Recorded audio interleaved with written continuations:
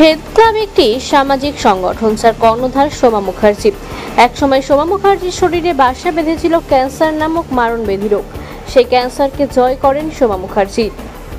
তার এই লড়াইকে কর্নিশ জানিয়েছেন সমাজের সকল স্তরের মানুষরা।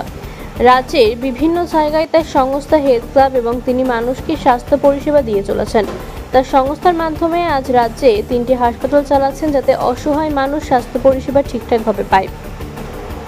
এইবার নতুন উদ্যোগ নিলেন সোমা। হেলথ ক্লাব এবং বায়োকেয়ারের যৌথ উদ্যোগে হেলথ অন ওয়েলস, যেখানে একটি শীততাপ নিয়ন্ত্রিত বাসে মানুষকে চিকিৎসা পরিষেবা দেওয়া হচ্ছে। এই বাসে যেমন x-ray, PFT, ECG, cancer screening ব্যবস্থা রয়েছে, পাশাপাশি ডাক্তারও সব রকম সময় থাকছেন। এই বাসের মাধ্যমে রাজ্যের বিভিন্ন প্রান্তের মানুষকে চিকিৎসা পরিষেবা দেওয়া হবে।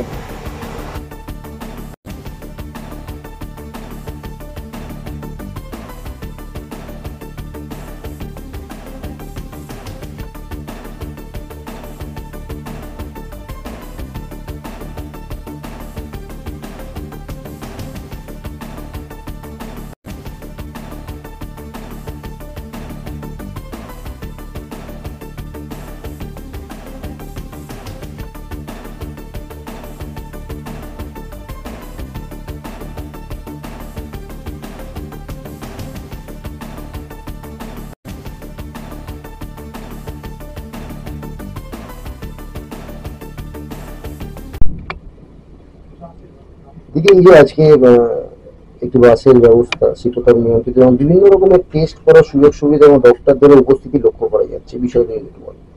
বিষয়টা হচ্ছে বাসটা মূলত বায়োকেয়ার বলে একটা সংস্থা ডিজাইন করেছেন এবং বাসটা বায়োকেয়ারের যে ভদ্রলোক মানে যিনি আছেন তার নাম হচ্ছে উত্তম বাবুরই অভিনব উদ্যোগে এবং আমরা হেলথ ক্লাব ওনার সঙ্গে জয়েন্ট কোলাবোরেশন করে এই কাজটা করছি। কালকে হলদিয়া থেকে বাসটা আনা হয়েছে।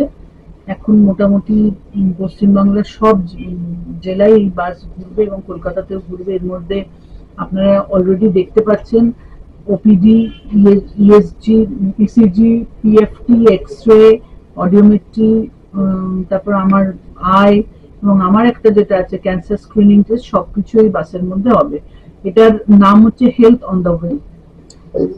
এই যে টেস্ট গুলো বলছেন বা যে ডক্টরদের সুযোগ সুবিধা আপনারা দিচ্ছেন বলছেন, এগুলো তো নর্মালি তো সব জায়গায় পাওয়া যায়। এখানে আসলে মানুষ কি ধরনের উপকৃত হবে?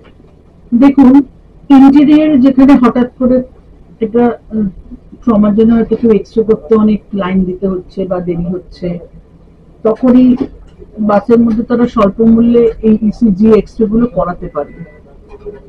বাসের মধ্যেই স্বাস্থ্য পরিষেবা এবং আমাদের বায়োকেয়ার থেকে ইনি প্রেজেন্ট করছেন আজকে, এনার কাছ থেকে বাকিটা আপনারা শুনে নেন।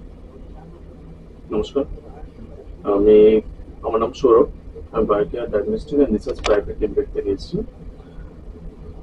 আমাদের গত বছর এই বাসটা যখন লঞ্চ করেছিলাম তখন আমাদের একটাই উদ্দেশ্য ছিল, যে উদ্দেশ্যটা হচ্ছে আমরা সবসময় চারিদিকে প্রচুর হসপিটাল বা সুপার স্পেশালিটি হসপিটাল আছে, কিন্তু সবসময় মানুষের কাছে অ্যাক্সেসিবল হয় না।